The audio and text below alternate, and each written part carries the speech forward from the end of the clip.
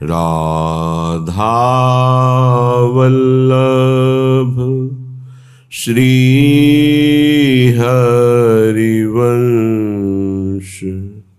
राधा वल्लभ श्री हरिवंश। वृंदावनेश्वरी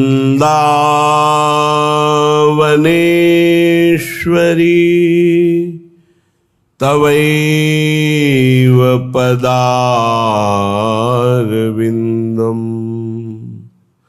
प्रेमामृतैकमकरन्द रसौघपूर्णम्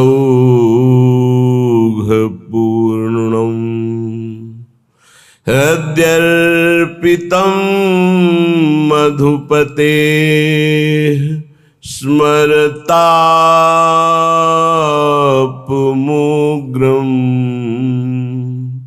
निर्वापयत् परमो शीतलमाश्रयामि, परम शीतल माश्रयामि।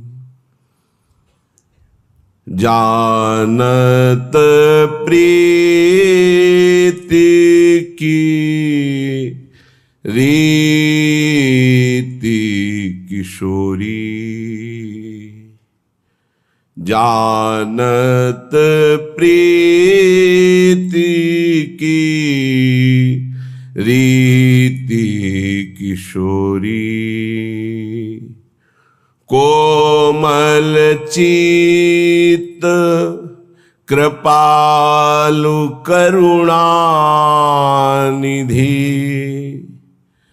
सदय हृदय ब्रज गोरी,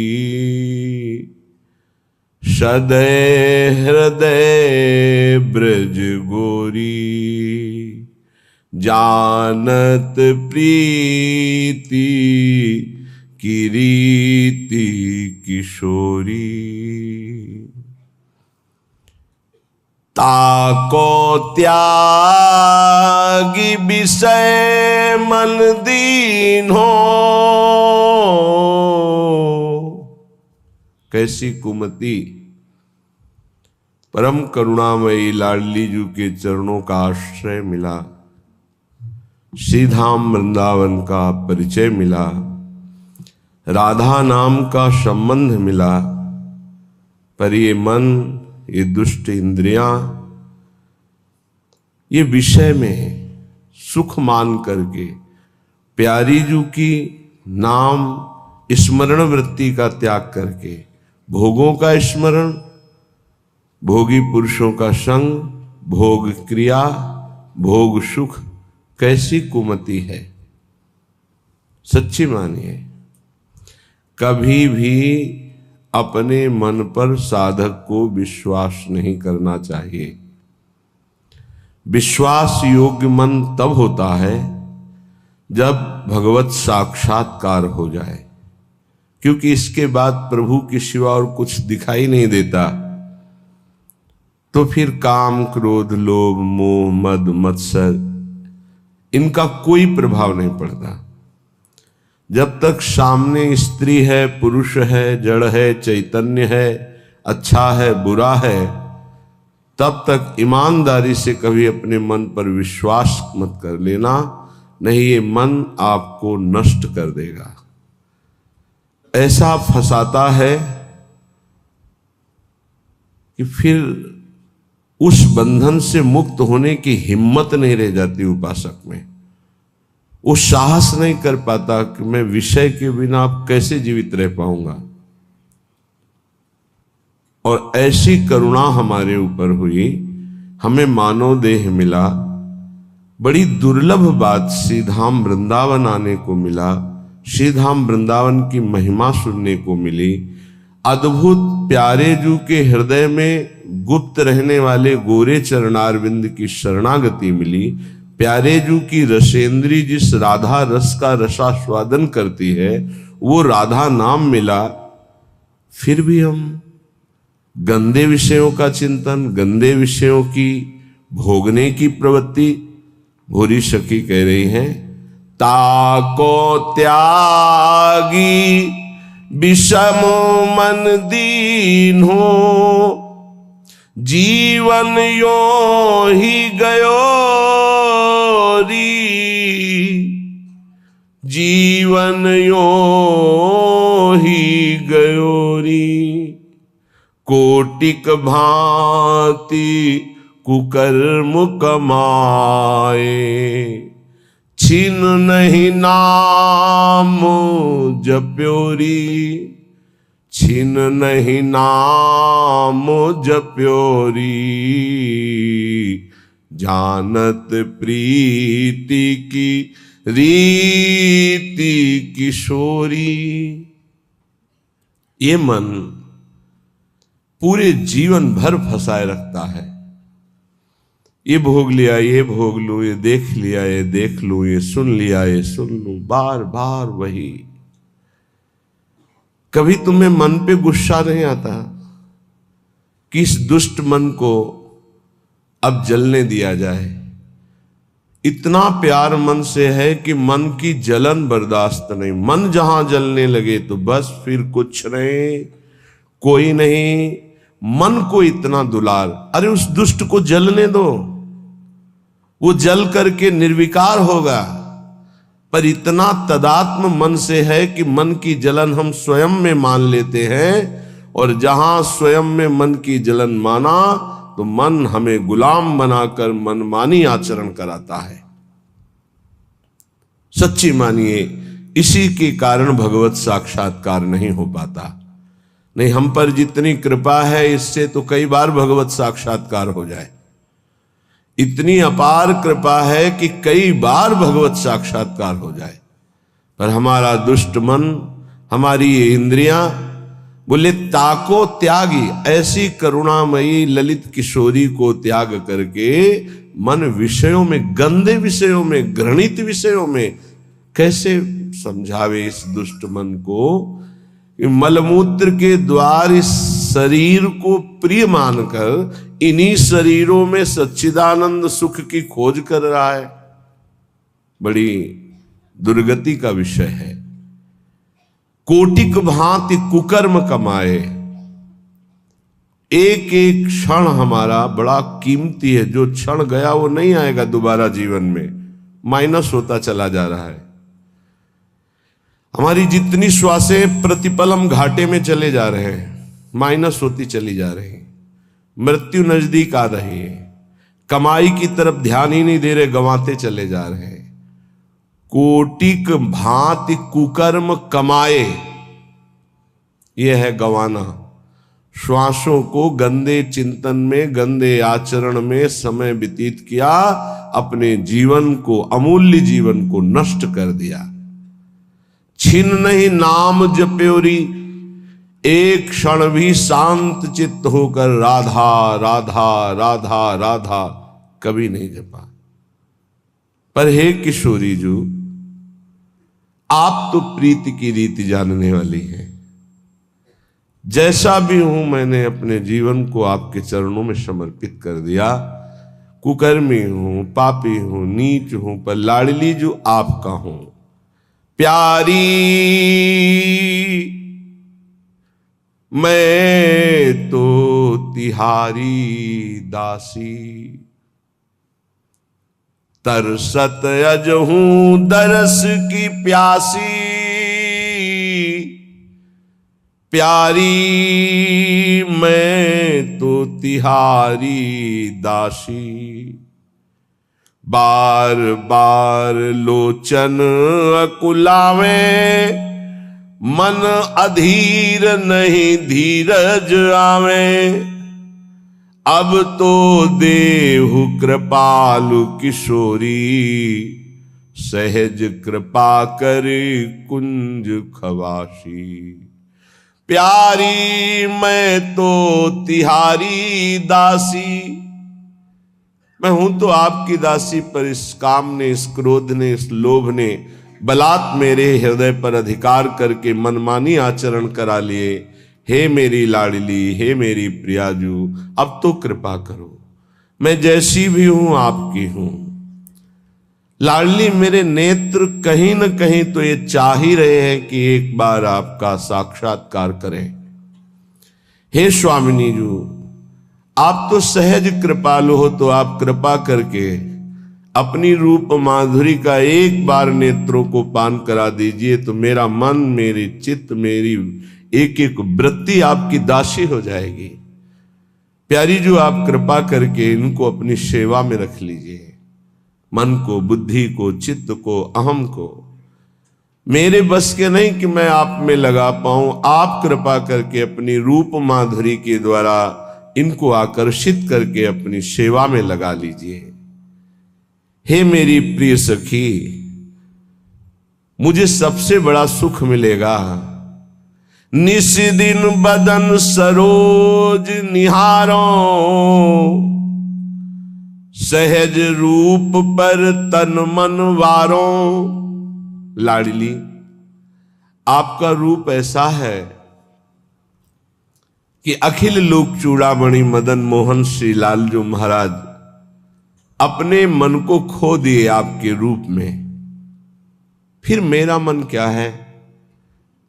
हे किशोरी जी, आप अपने रूप के प्रेम जाल में मेरे मन को फंसा लीजिए। मेरा तन, मेरा मन ये आपका है। अगर अब ये काम क्रोध आदि कहीं ले जाते हैं तो आप देखो, मेरी सामर्थ्य नहीं कि मैं इनको रोक सकूं। सपने हूं और न देखो हूं को, ऐसी कृपा कर दो।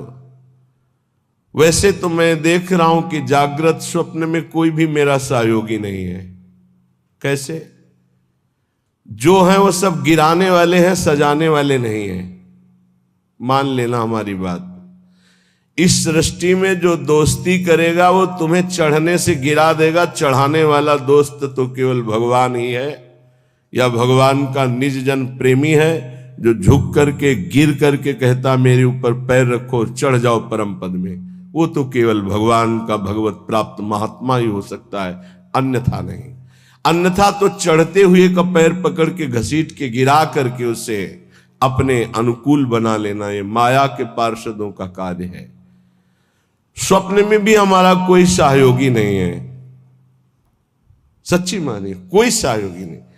आप प्रगट में जिसे सहयोगी मानेंगे वही विक्षेप दे देगा आपके भजन में। ये गांठ बांध ले साधक कि स्वप्न में भी कभी किसी को अपना न मान ले कि ये मेरा प्रिय है, नहीं तो वही तुम्हारे जीवन का घातक चिंतन वाला बन जाएगा, तुम्हारे चिंतन में बाधा पहुंचा देगा। ये माया पहले झुक के आती है, क्योंकि अगर सीधे युद्ध का चैलेंज दे के आवे तो साधक कभी परास्त ही नहीं हो सकता, क्योंकि भगवत पार्षद है। साधक जब मारा गया तो दया में मारा गया।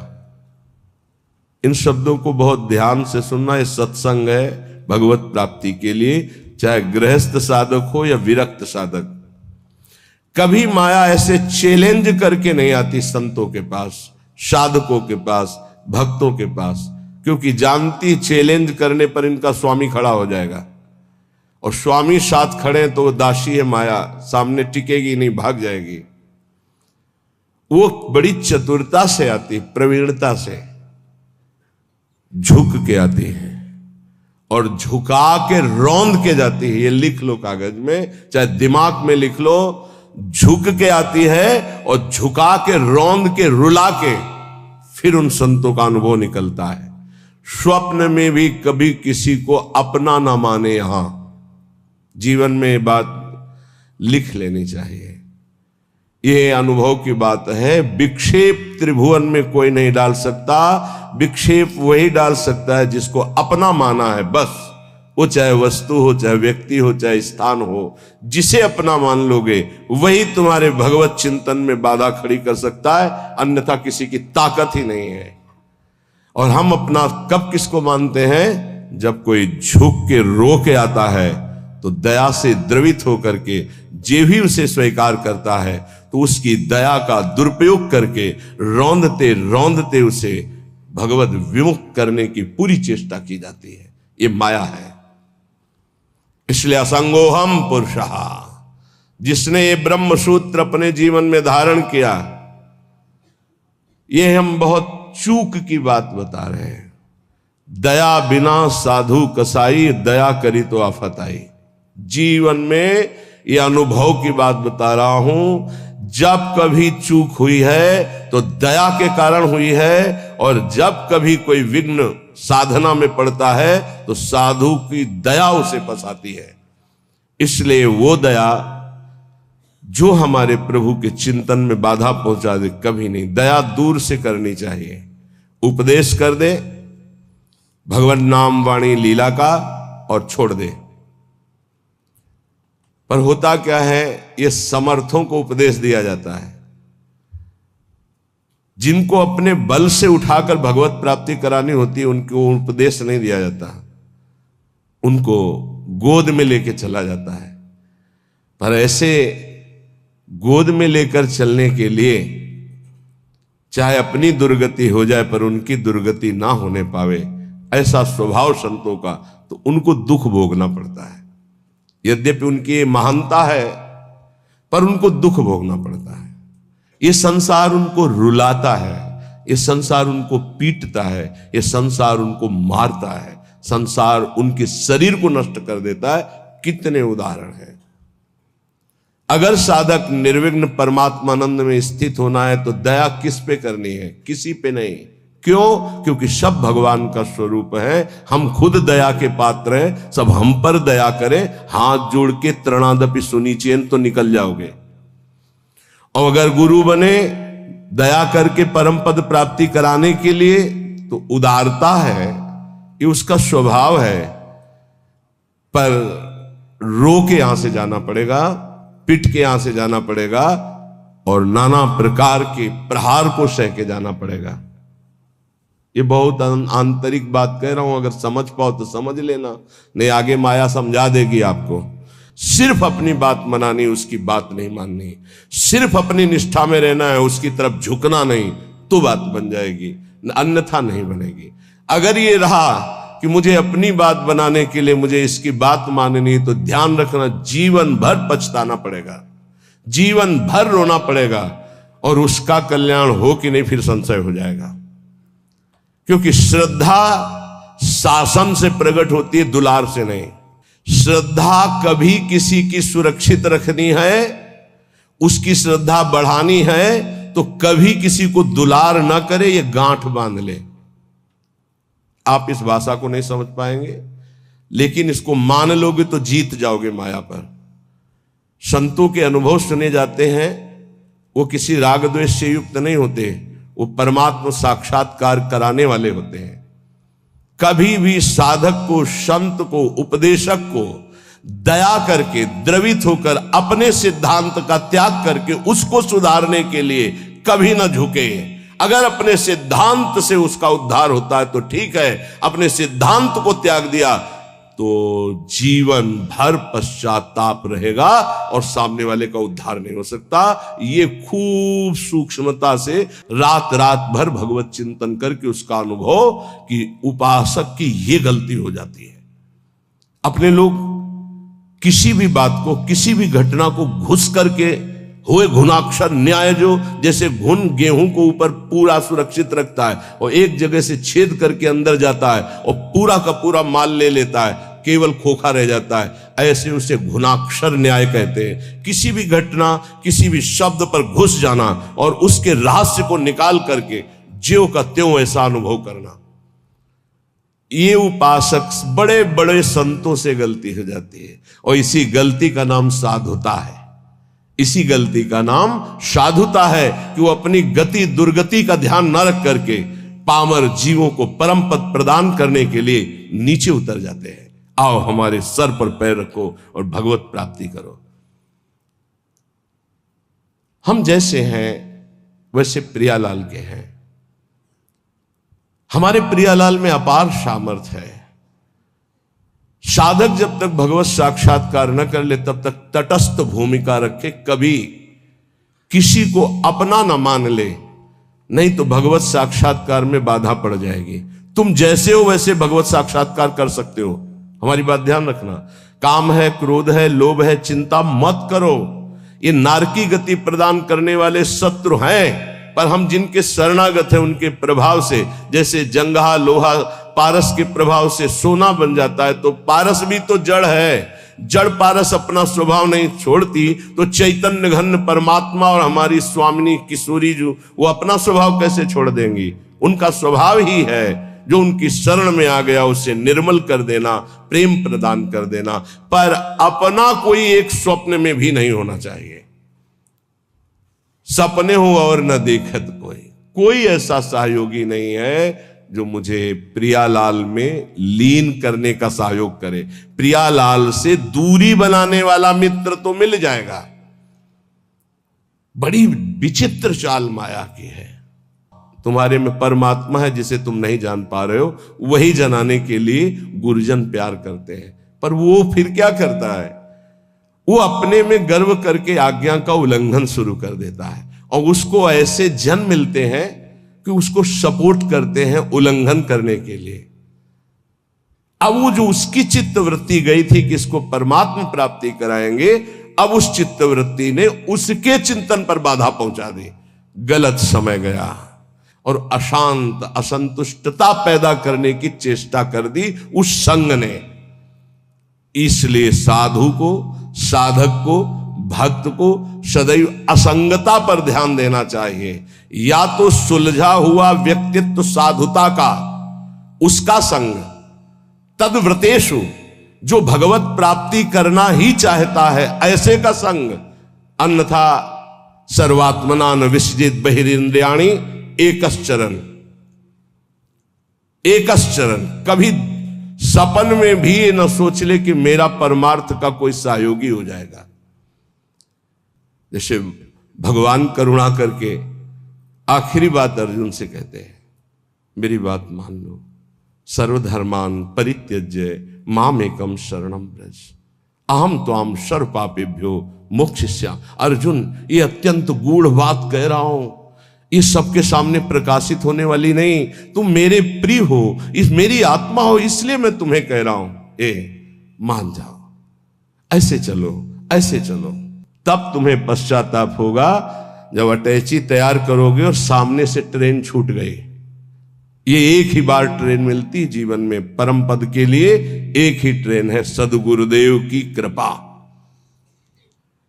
जब तुम याद करोगे और तैयारी करोगे, तब गाड़ी तुम्हारे सामने से छूट चुकी होगी। फिर केवल पछतावा ही पछतावा रह जाएगा। एक हवा आती है जैसे अभी चली है, मान लो हमारी बात मान लो, हम खोल के कह रहे हैं, खुला कह रहे हैं, ये हवा आई है तुम्हारे कल्याण के लिए।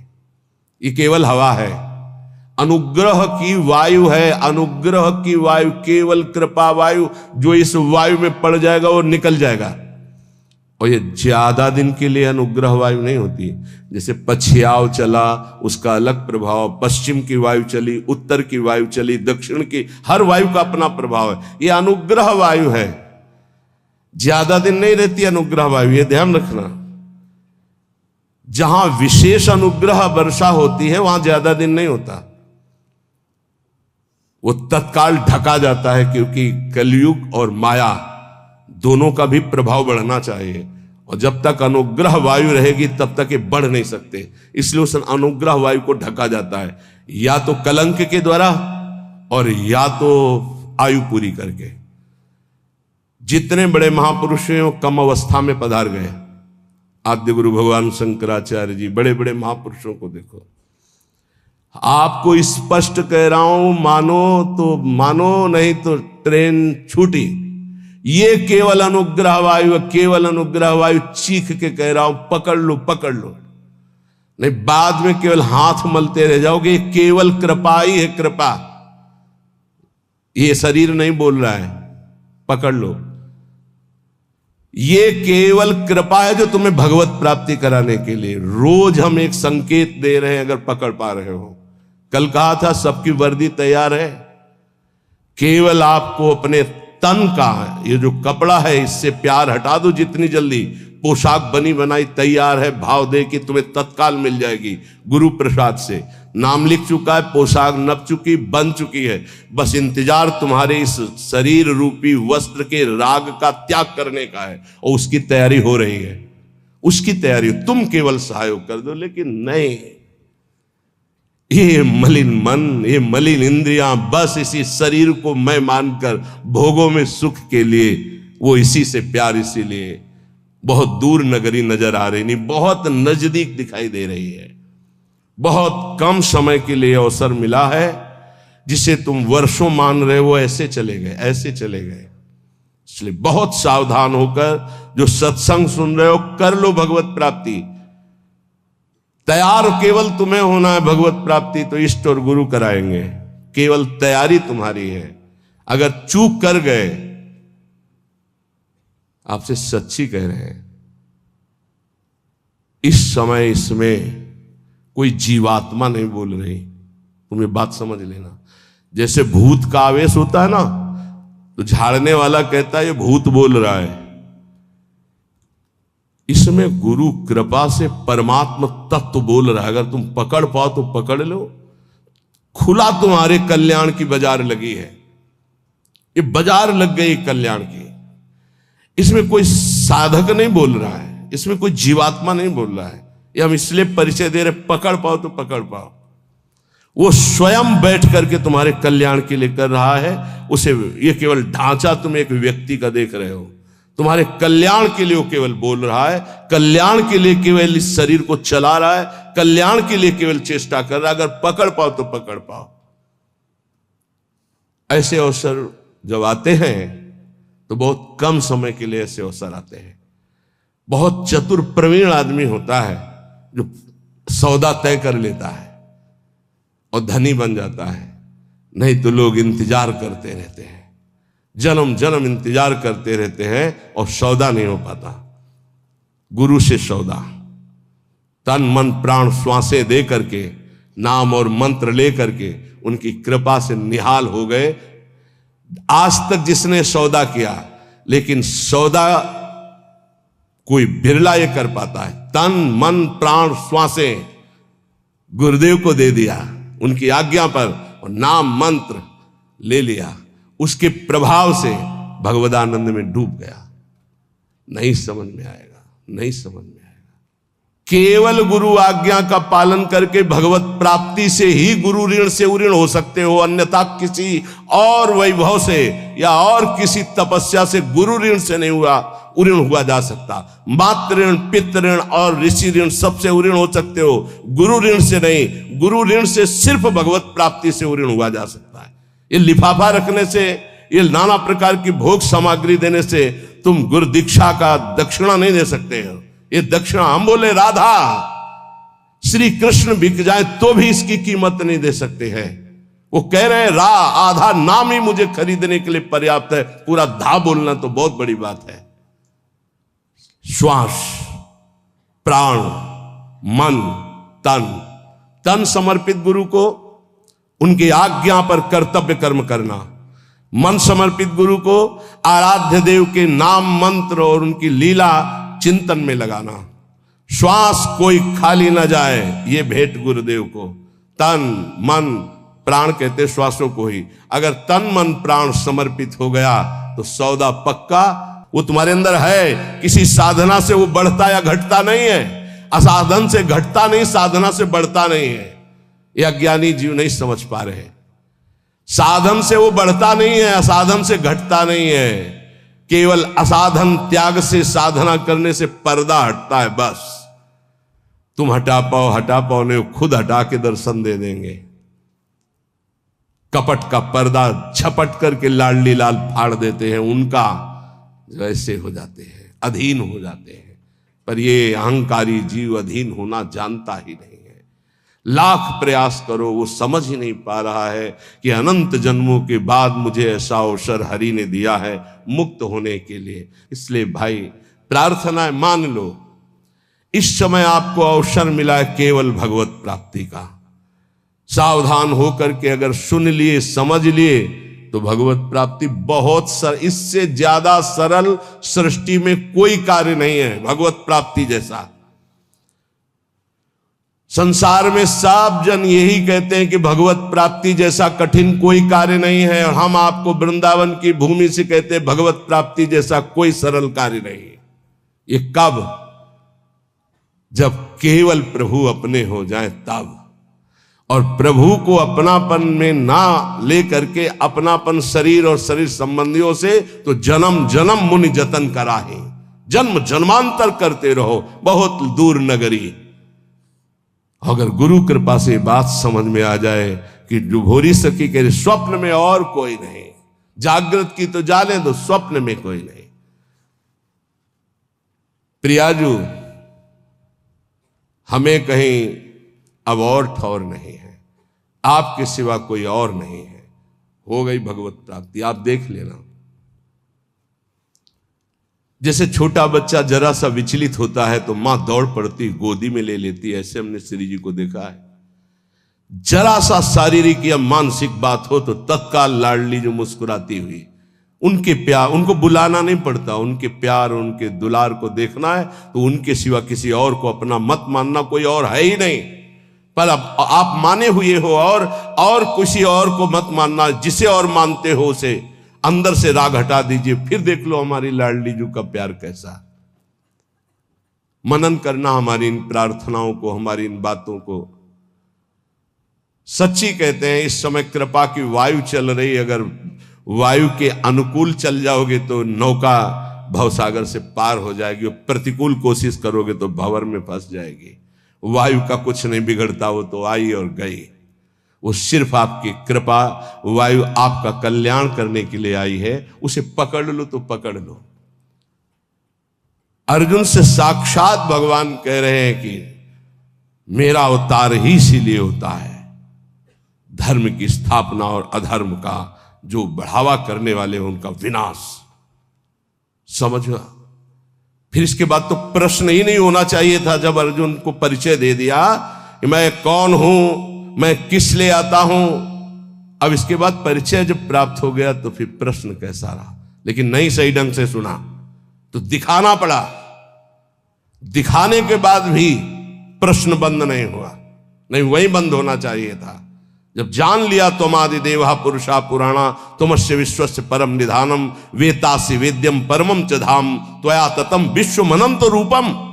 जब जान लिया तो अब प्रश्न कैसा बन सकता हो? ये उन्हीं अर्जुन जी के वचन है, तुमादि देवा पुरुषा पुराणा तुमस्य विश्वस्य परम निधानम वेतासि वेद्यम परमम च धाम त्वया ततम विश्वमनंत रूपम। प्रभु मैं देख रहा हूं, वायुर्मोग्निर्वरुणा शशांका प्रजापतिस्त्वं प्रपितामहश्च नमो नमस्तेस्तु शास्त्र कृतव्या पुनरस्य भूयोपि नमो नमस्ते। अब प्रश्न कहां रह गया? लेकिन फिर भी प्रश्न हुआ। सर्वतो भावेन एक बात कह करके भगवान ने विश्राम की, सर्वधर्मान परित्यज्य मामेकम शरणम व्रज। बहुत प्यार से कही। सब कुछ समझाने के बाद भी यदि ये समझ में नहीं आता तो फिर अभी भगवान के द्वारा वो विधान नहीं बना जिस विधान के लिए अनुग्रह वायु तुम्हें प्रेरित कर रही है। नहीं तो मान जाओ, इसमें तुम्हें मानना होगा। ये तुम्हारी तरफ से, प्रभु की तरफ से तो पूरा प्रवाह आ रहा है कृपा का।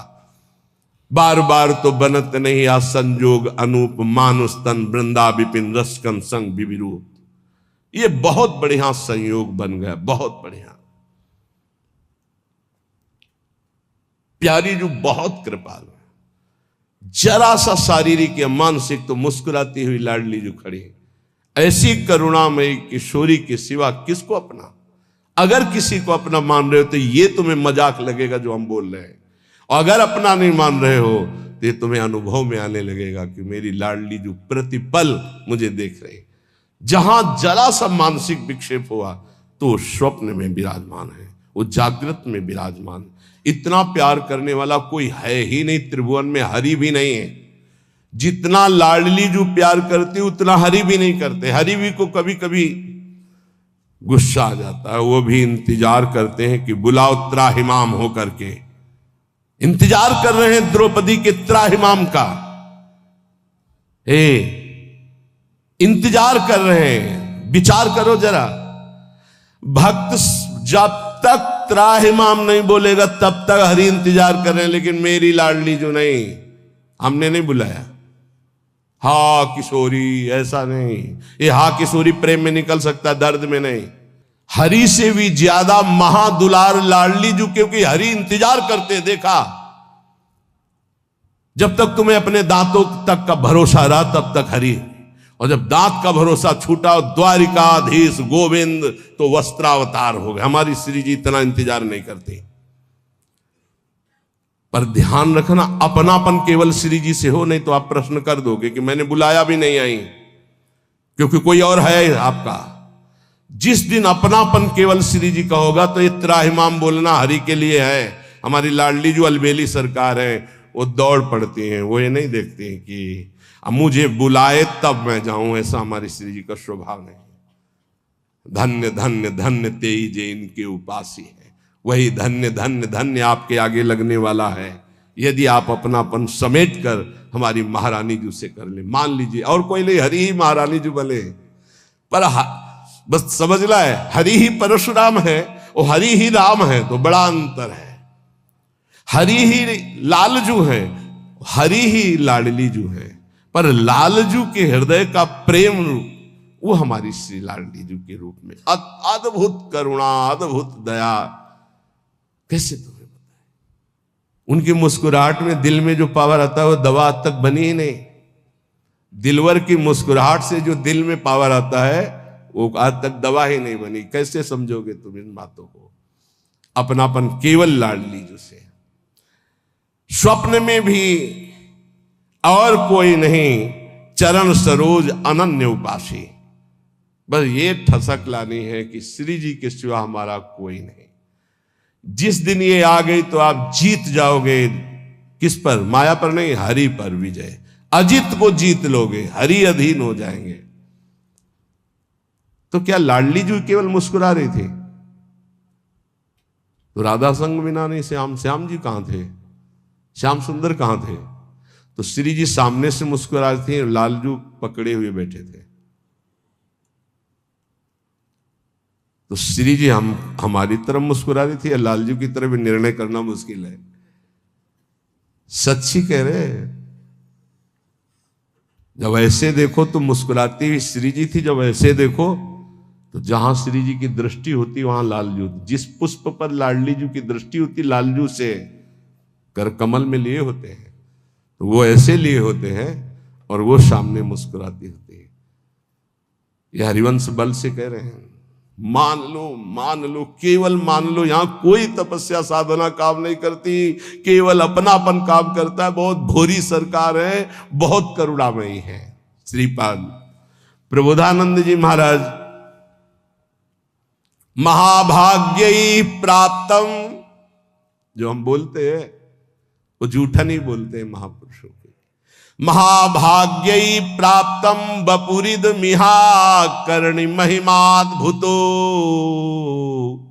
वृंदाटव्या कलित मखिलम स्वप्न सदृशम शुभायामाश्वासो नहीं नहीं मतो नापि वपुषी क्षणेस्मिन्नेव त्वं तदभिचल वृंदावन वनम। अपने को जब तक अपना भार लिए रहोगे तब तक डुबोना ही डुबोना है। अपना भार बहुत सुलझ कर।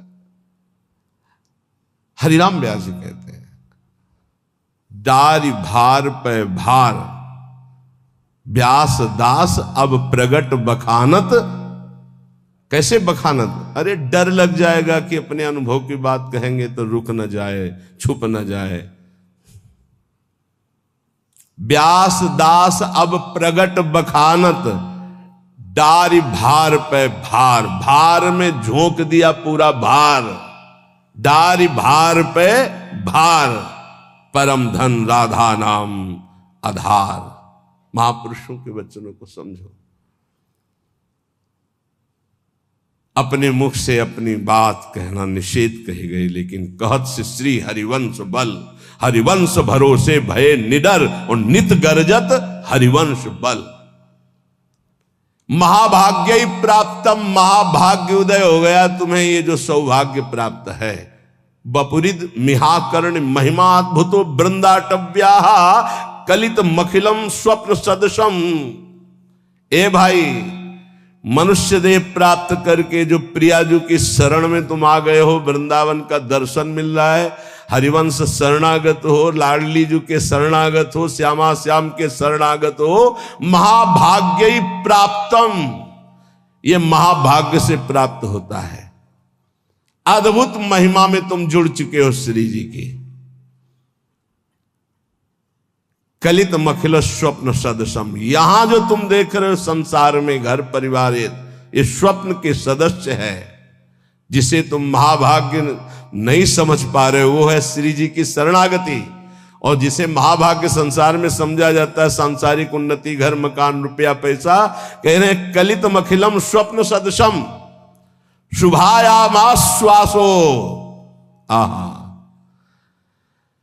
मैं तुम्हें केवल आश्वासन ही नहीं दे रहा हूं, महाशुभ का संकेत कर रहा हूं कि एक भी श्वास राधा नाम से खाली न जाए। कुछ ही दिनों में देख लेना। नहीं नहीं मतो नापि वपुषी, ये तुम्हारा शरीर टिकेगा नहीं, जाएगा। जितनी श्वासें रह गई वर्तमान में, विश्वास दिलाता हूं केवल ऐसी बात नहीं है, ये परम सत्य बात है। हर श्वास में नाम जप करो, भगवत प्राप्ति निश्चित। अभी इसी क्षण शरीर छूट जाए तो भगवत प्राप्ति निश्चित। इसी क्षण तू दिव्य वृंदावन के लिए प्रस्थान करेगा। क्षणेस्मिन्नेव त्वं तदभिचल वृंदावनम दिव्यम, इसी क्षण तू दिव्य वृंदावन में प्रवेश पा जाएगा। यदि एक श्वास में बोला राधा और शरीर छूटा तो गया दिव्य वृंदावन। इसलिए विश्वास ही केवल नहीं दिला रहा हूं, परम सत्य बात कह रहा हूं कि ये संसार स्वप्नवत है। तू महाभाग्यशाली है यदि राधा चरणों की शरणागति प्राप्त कर ली और हर श्वास में राधा राधा जप रहा है। भ्रातर यही निमीलितासि नयने तत्र क्वा कांतात्मजो। ये थोड़ी देर सोचो, मरने जा रहा हूं, सोचो। सुबह सुबह ऐसी बातें करते हैं मरने की। सुबह सुबह हमें लगता है कि अगर सुबह सुबह ये दिमाग में डाल ले तो दिन भर खूब भजन होगा। इसी से तो भजन होता है। यही तो भजन नहीं होने देता, जीने की आशा, भोगने की आशा, प्रियजनों के बीच में रहने की आशा, यही भजन नहीं होने देता। भ्रातर यही निमीलिता से नयने, जब तुम्हारे नेत्र मुंदने का समय आएगा उस समय को थोड़ा अभी ला के देखो। कौन है तुम्हारा? देखो अभी आ, चलो। अब मकान छूट रहा है, पत्नी छूट जाएगी, पुत्र परिवार सब छूट रहा है। थोड़ी देर देखो, घबरा जाओगे, अभी घबरा जाओगे। अगर पहले से ही तैयार थे तो घबराओगे नहीं, आनंद आएगा कि हाँ हमारी तैयारी फिट है। तैयारी क्या है? हर श्वास राधा राधा और गुरु प्रदत्त नाम। ये राधा राधा गुरु प्रदत्त है। कौन गुरुदेव है इसके देने वाले? स्वयं किशोरी जी हैं। राधे विष्टम संप्रदाय करता आचार्यो राधा मंत्रदा सदगुरुश्च मंत्रो राधा। सदगुरुश्च राधा मंत्रो राधा, वही है। हित सजनी से लेकर के अभी तक जितने गुरुदेव वही हैं, वही गुरुदेव के रूप में दे रहे हैं। राधा राधा, बात मान लो। अभी देखो कैसा भय लगेगा। अभी देखो तुम्हारा घर छूट जाएगा, बैंक बैलेंस छूट जाएगा, पुत्र पत्नी सब छूट जाएंगे, शरीर छूट जाएगा। अब जाओगे अकेले, घबराहट पैदा हो जाएगी। तैयारी कर लो। कह रहे विश्वास दिलाने के लिए नहीं कह रहा हूं, सत्य कह रहा हूं। तुम दिव्य वृंदावन में आज अभी इसी क्षण में प्रवेश पा जाओगे यदि अभी शरीर छूट जाए और राधा बोल करके गए। भ्रातो स्वप्राप्त सुहृदगणा क्वच गुणा कुत्र प्रतिष्ठादया। ये तुम्हारे भाईजान, ये तुम्हारे मित्रजन, ये तुम्हारी पढ़ाई लिखाई, ये तुम्हारी प्रभुता, धन, प्रतिष्ठा, ये कोई काम नहीं आने वाली। मरने के बाद कोई काम नहीं आने वाली। ये तुम्हारा कुत्राहम कृतया अहंकार कि मैं अमुक हूं, मैं अमुक हूं, प्रभुत्व, बड़ी महिमा है तुम्हारी संसार में। धन विद्याद्यस्ततः सर्वत, ये धन, ये विद्वान, विद्वता, ये सब किस काम में आएगी? स्वम निर्विद्य संविद्य किम नु चल चलस्य दैव वृंदावनम। मेरी बात मान जा, आज ही कदम बढ़ा और वृंदावन में आके सत्संग सुन, यहाँ की रज में लौट और राधा राधा राधा फिर चाहे जा रहे, निरंतर नाम जप कर, निश्चित निश्चित भगवत प्राप्ति हो जाएगी। जब तुम भगवत मार्ग में चलोगे तो रुददपि पितृमात्र बंधु पुत्रादिकम अपहाय निसम्य नारहत दुखते ही, तुम्हारे माता पिता तुम्हारे विरुद्ध हो जाएंगे। भगवत मार्ग में चलोगे तो कोई बिरला ही होता है जो अनुकूल हो जाए। बहुत कठोर हृदय भगवत मार्ग में चाहिए। ममता से लड़ने के लिए कठोर हृदय चाहिए, समता में स्थित होने के लिए सहृदय चाहिए। दोनों बात होना है। ये हमारे प्रभु के सद्गुण हैं। कुसुम से भी कोमल और वज्र से भी कठोर, अपने शब्द के लिए कठोर, और ये अपनापन जहां प्रभु में समर्पित हुआ तो सहृदय। इसको समेटो अपनेपन को। रुददपि पितृमात्र, रुददपि यदि वो रो रहे हैं या ऐसी युक्तियां पेश कर रहे हैं, उपासक को चाहिए इस जाल में न फंसे। महाप्रभु चैतन्य देव, बड़े बड़े आद्य गुरु भगवान शंकराचार्य, बड़े बड़े महापुरुषों के जीवन चरित्रों में दे पाया गया कि केवल वही घर में थे, केवल वही, लेकिन प्रभु के विधान को मानकर मंगल में संन्यास धर्म का अवलंबन लेकर छोड़। सची माता ने तो यह भी कहा था कि बेटा पानी की तो बात जाने दो, अगर हम मरना चाहें तो कोई जहर देने वाला भी नहीं। विष्णु प्रिया तो अभी नवीन बालिका है और मैं वयोवृद्धा हूं, और जानते हो तुम्हारे सिवा कोई है। तो उनका मां श्री कृष्ण मुझे प्रेरित कर रहे हैं, मैं रुक नहीं सकता, आपको अनुमति देना होगा। ऐसे भगवान शंकराचार्य जी ने कहा, मां भगवान शंकर प्रेरणा कर रहे हैं, मुझे सन्यास लेना ही होगा। तो उनका बेटा मेरा तो कोई नहीं है, ना कोई और पुत्र है, ना तेरे पिता है, कोई नहीं है और केवल तू ही है।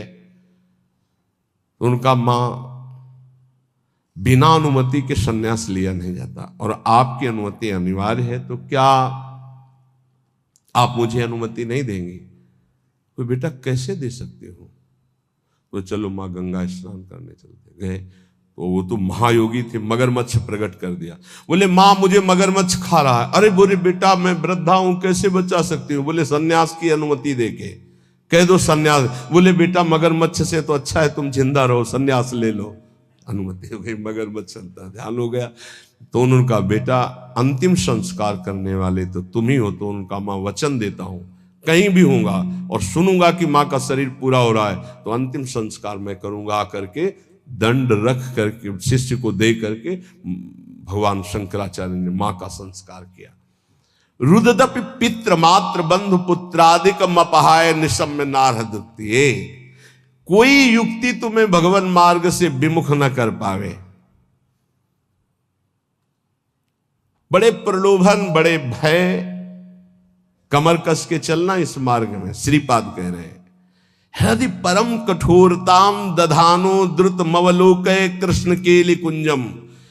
हृदय परम कठोरताम, इस मार्ग में चलने वाले को हृदय को बहुत कठोर रखना पड़ता है। और कठोर ऐसा जैसे नारियल, अंदर एकदम कोमल, बाहर एकदम कठोर।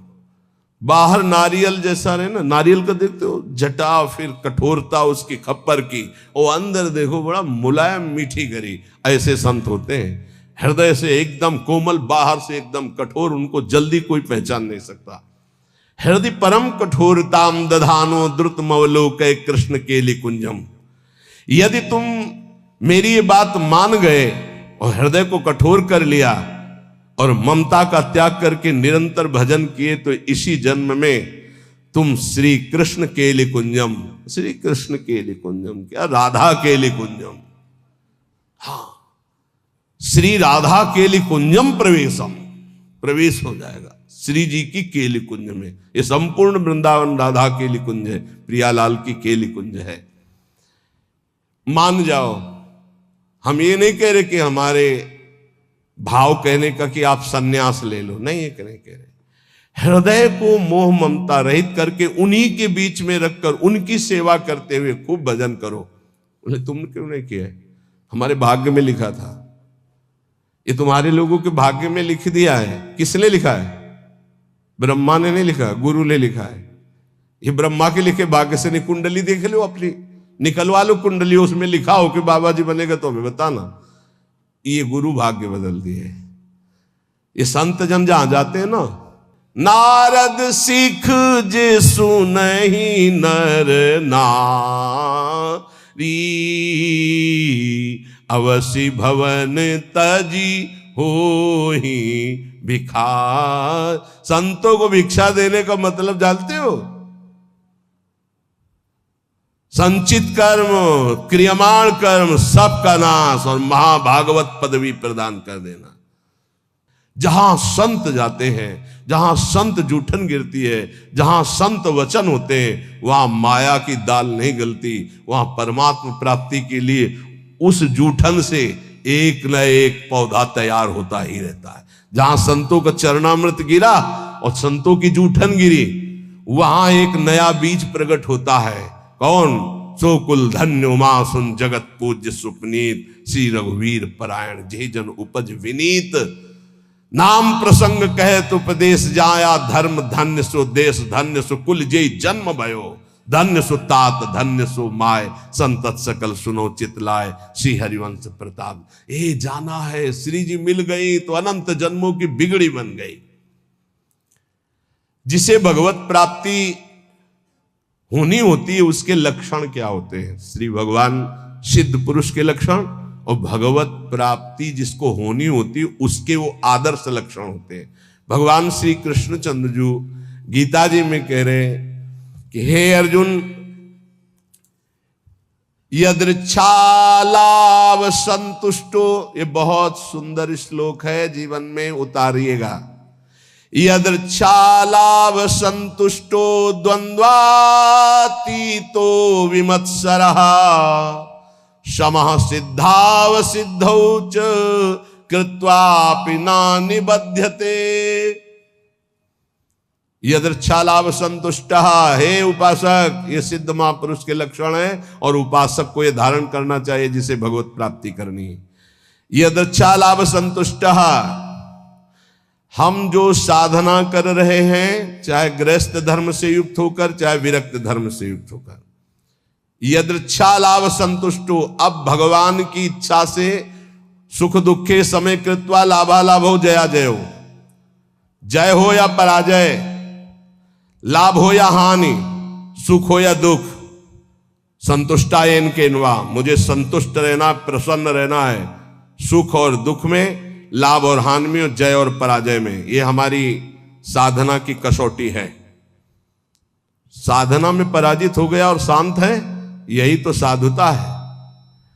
यदृच्छा लाभ संतुष्टो, हम फल प्राप्ति का उद्देश्य रख करके अगर साधना करेंगे तो हम विक्षेप को प्राप्त हो जाएंगे। ध्यान देना, हमको समता पर ध्यान देना है। यह है साधना का फल और इस पर ध्यान प्रायान। समता का क्या मतलब? हार और जीत में समान, लाभ और हानि में समान, सुख और दुख में समान। ये भगवान के वचन है। सुख दुखे समय कृत्वा लाभा लाभो जया जय। चित्त विक्षेप में या आनंद में समान, परिस्थिति बिगड़ी हुई या सही समान, कोई साथ दे रहा है या नहीं समान, साधना का फल मिल रहा है या नहीं समान। अरे 20 साल हो गए अभी वही काम क्रोध लोभ, समान वृत्ति, विक्षेप नहीं, शांत। यदच्छा लाभ संतुष्टो द्वंद्वातीतो विमत्सरः, बहुत अमृत में। हम साधना कर रहे हैं, अनुकूलता मिले या प्रतिकूलता, लाभ मिले या हानि, मान मिले या अपमान, स्तुति मिले या निंदा, विकार है या निर्विकार, पर हमारी स्थिति में फर्क नहीं पड़ेगा, हमारी निष्ठा पे फर्क नहीं पड़ेगा, हमारी श्रद्धा पे फर्क नहीं पड़ेगा। यदृच्छा लाभ संतुष्टो, पकड़ो पकड़ो इस बात को, अभी आनंदित रहोगे। हमें मतलब है नहीं अपने हृदय से, क्यों नहीं मतलब है? हमने दे दिया ना प्रभु को। बोले हमारा मन शांत नहीं, तो तुमने दिया क्या? यार किस तरह झूठे दानी हो। शरणागति तो यही से होती, तनुवांग मनोभिरमलई सोहम तयुवाश्रिता, शरीर मन वाणी कर्म प्राण सब कुछ प्रभु को समर्पित, मैं सहित। अब हमारा क्या, ये तो हरि का है, प्रियाजू का है।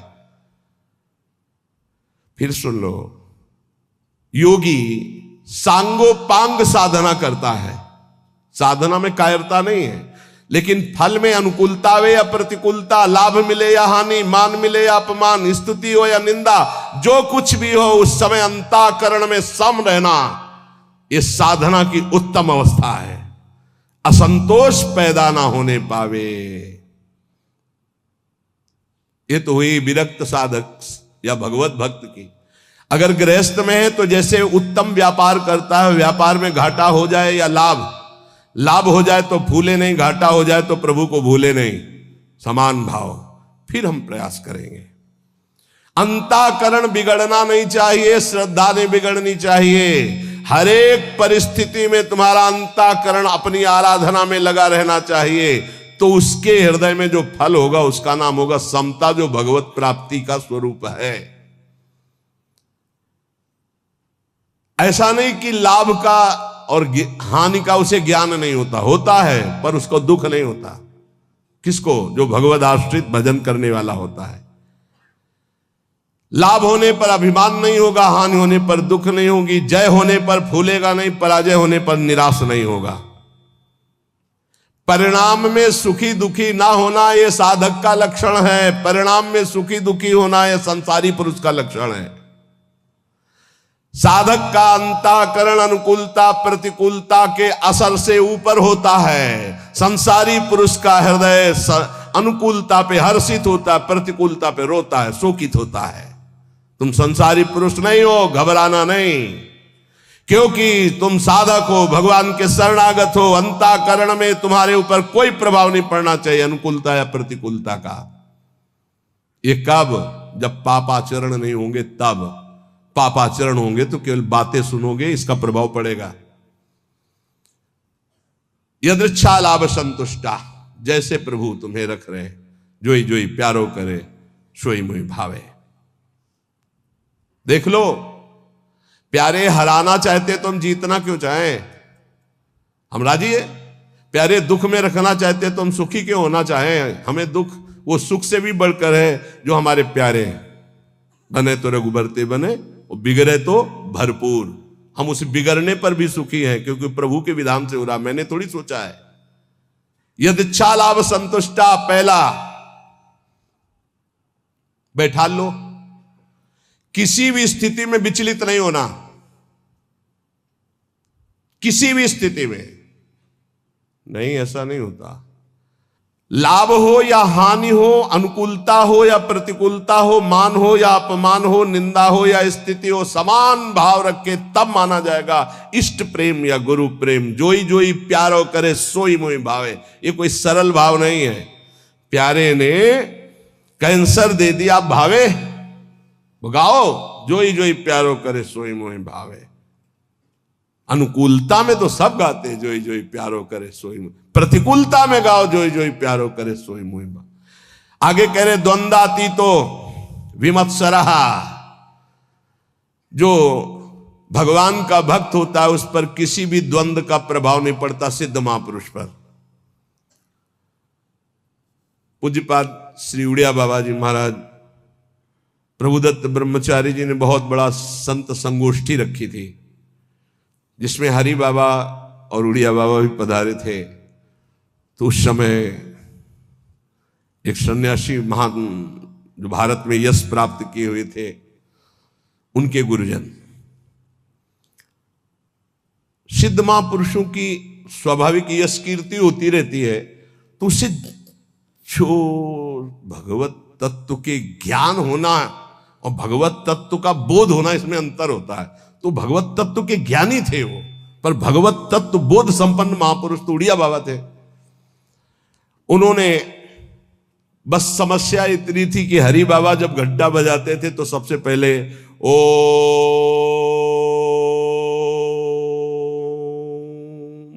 नाद करवाते। तो इसका विरोध हुआ कि ये केवल अमुक ही बोल सकते हैं, हर वर्ण के नहीं बोल सकते हैं।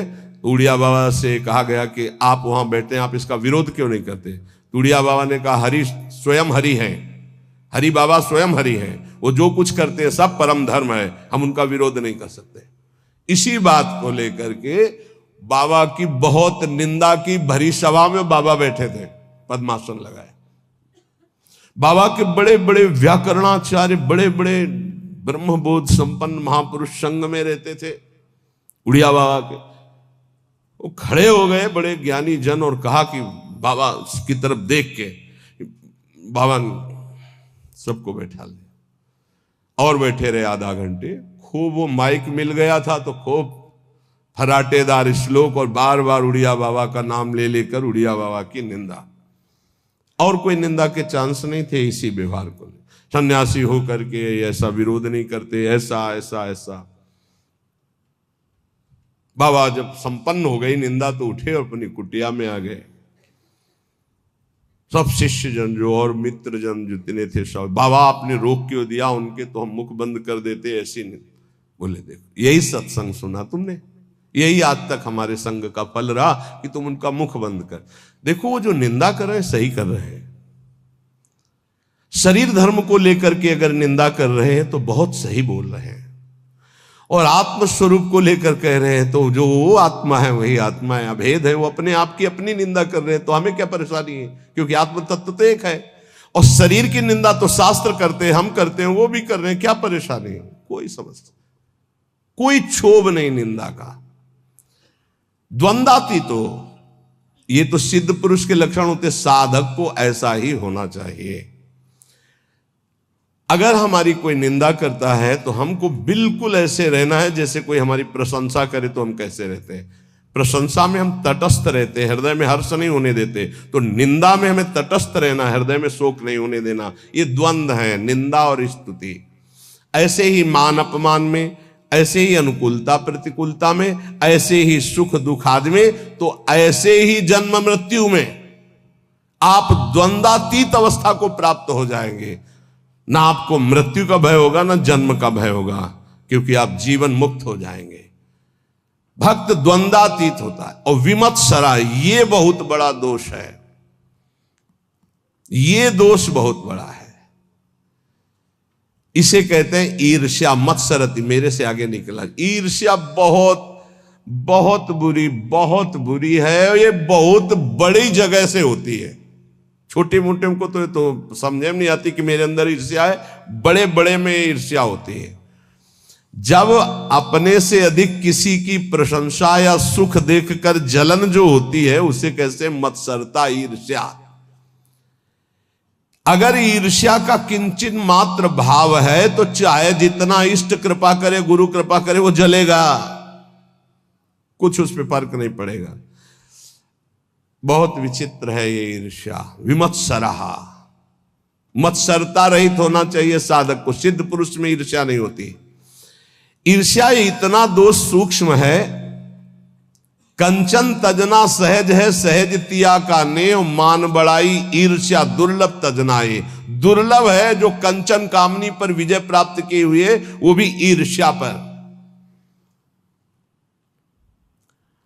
बहुत विचित्र है, बहुत विचित्र। किसी की भी बड़ाई सुनकर उनकी निंदा करना शुरू कर देना, ये ईर्ष्या करवाती है। हाँ सब ठीक है भैया, ऐसे ऐसे निंदा कर देना, हृदय में उनके प्रति जलन होना। थोड़ी भी ईर्ष्या यदि हृदय में है तो भगवत प्राप्ति या भगवत प्रेम नहीं होने देगी। इसको मिटा दो। जिसके प्रति ईर्ष्या, उसके चरण वंदना करो, उसको हाथ जोड़ो, उसको और प्यार करो, जिससे ईर्ष्या तुम्हारे हृदय में उसके प्रति ना होने पावे।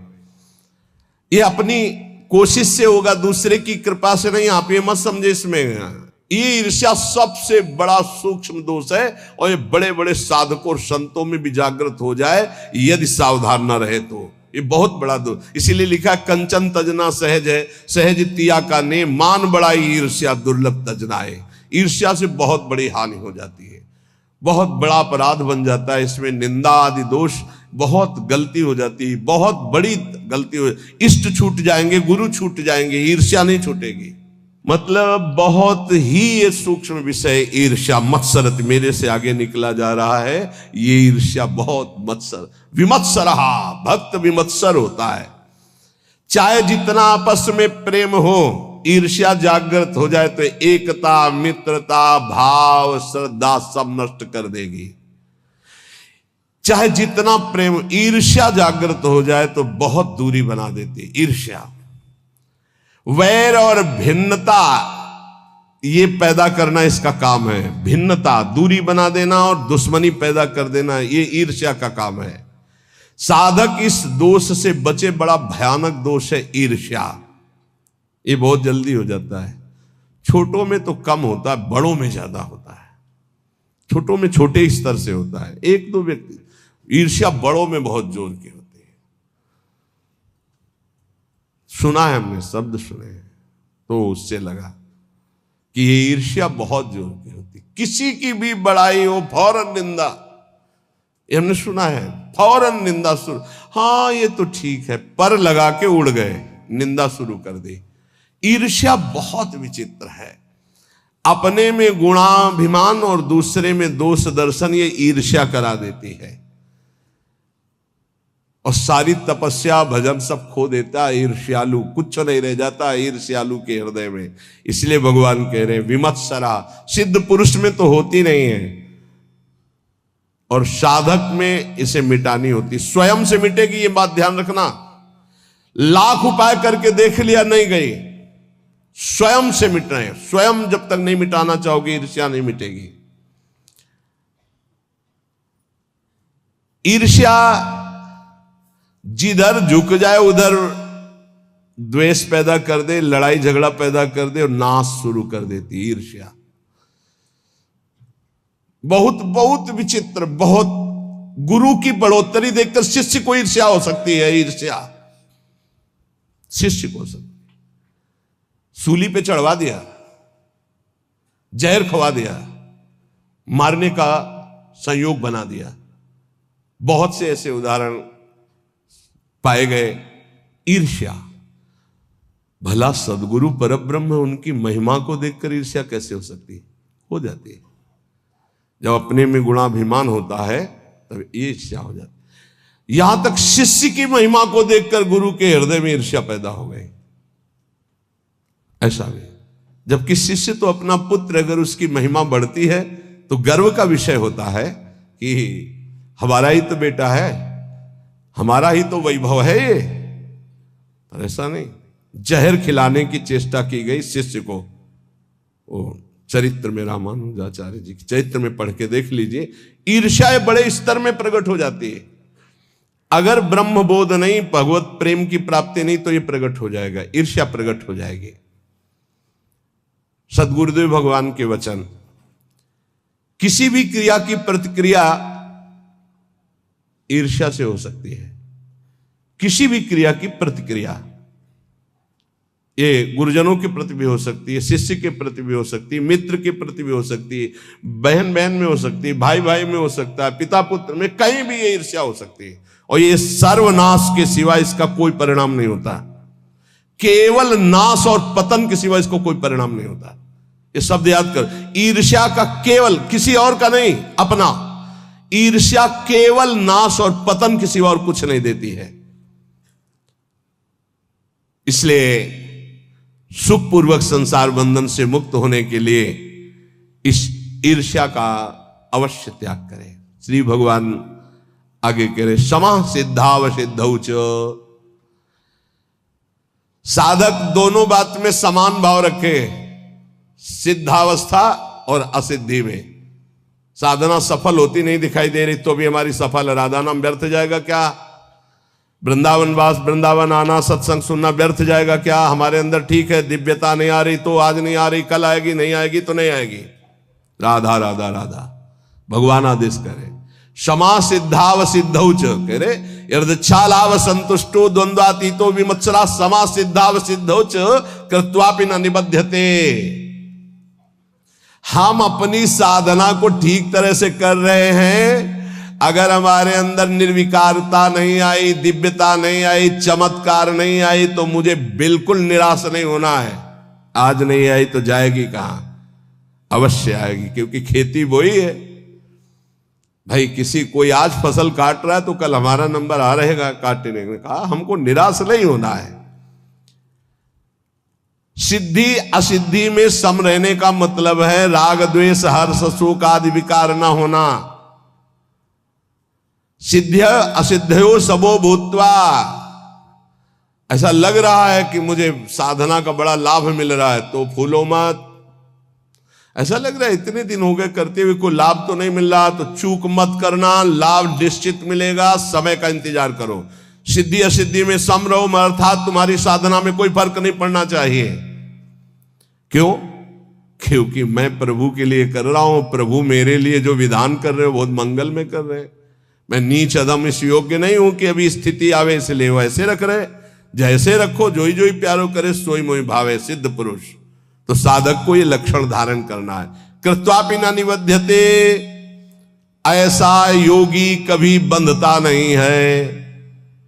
जो यदच्छा लाभ संतुष्टो द्वंद्वातीतो विमत्सरहा, जो द्वंद्वों से अतीत है, ईर्ष्या रहित है, जैसे प्रभु रख रहे वैसे राजी है। और जो सिद्ध्या सिद्धियों समो भूत्वा, सिद्धि असिद्धि में सम है, उसको त्रिभुवन में कोई बांध नहीं सकता। वो जीवन मुक्त महापुरुष है। इसलिए भगवान इस श्लोक में सिद्धों के लक्षण बता रहे, साधकों को ये धारण करना है। कई प्रश्न आते हैं कि 6 महीने से नाम जप कर रहा हूं, कुछ 6 महीने से नाम जप कर रहा हूं, कोई लाभ तो नहीं मिल रहा है। जन्म जन्म मुनि जतन कराई। कितने जन्म से तुम्हारा कितना हिसाब किताब जमा है? 6 महीने से किस कोटि का भजन कर रहे हो? कितने पाप नष्ट हो गए तुम्हें क्या पता है? ईमानदारी से आज्ञा का पालन करते हुए चुपचाप भजन करते रहो, तुम्हारा मंगल हो जाएगा। सिद्धि असिद्धि में सम रहो, मान अपमान में सम रहो, लाभ हानि में सम रहो, सुख दुख में सम रहो। किसी से ईर्ष्या मत करो, ये ईर्ष्या सर्वनाश कर देती है। विमत्सरहा, ईर्ष्या जिससे ईर्ष्या हो जाए उसकी चरण वंदना करो, सर बहुत जल्दी ठीक हो जाएगा। लेकिन वो ऐसा नहीं होगा। जिससे ईर्ष्या करेगा वो वक्र दृष्टि से देखेगा ऐसे। अगर ये ना रहे तो मैं सुखी हो जाऊं, ऐसा ईर्ष्या अनुभव कराती। सामने कमरे वाला अगर ना रहे ना तो बहुत बढ़िया भजन हो। अगर मैं कहीं ऐसी जगह रहूं कि इसका चेहरा ना देखना पड़े, ईर्ष्या ऐसा नहीं, हमारे अंदर कमी, उसको हमें दूर करना है, बाहर वाले से नहीं। हम अगर अपनी ईर्ष्या को सुधार लिए, सिद्धि असिद्धि में सम हो गए, जैसे मुझे प्रभु रख रहे हैं वैसे अभी हमें परमानंद की अनुभूति हो जाएगी। देखो भगवान की आज्ञा अनुसार चलोगे तो जीवन का परम लाभ प्राप्त हो जाएगा। बढ़िया अवसर निकल चलो, कोई विश्वास खाली न जाए। राधा राधा राधा और सब कुछ सहना सीख जाओ, बस इसी से परमात्मा प्राप्ति होती है। 2 बातें जीवन में ध्यान रखो, भगवान का स्मरण न छूटे और सहन शक्ति। सहत सहत बाढ़े भगत, जितने सहनशील बनोगे उतने उच्च कोटि के महात्मा बन जाओगे। अंदर से, बाहर से भले पैजामा कुर्ता में रहो या स्त्री शरीर में रहो, अंदर से तुम्हारी स्थिति महान आत्मा की हो जाएगी। सहनशीलता और नाम स्मरण, ये 2 तुम्हें ऊंचाई में पहुंचा देंगे। शेष चर्चा आगे। श्री राधा वल्लभ लाल की।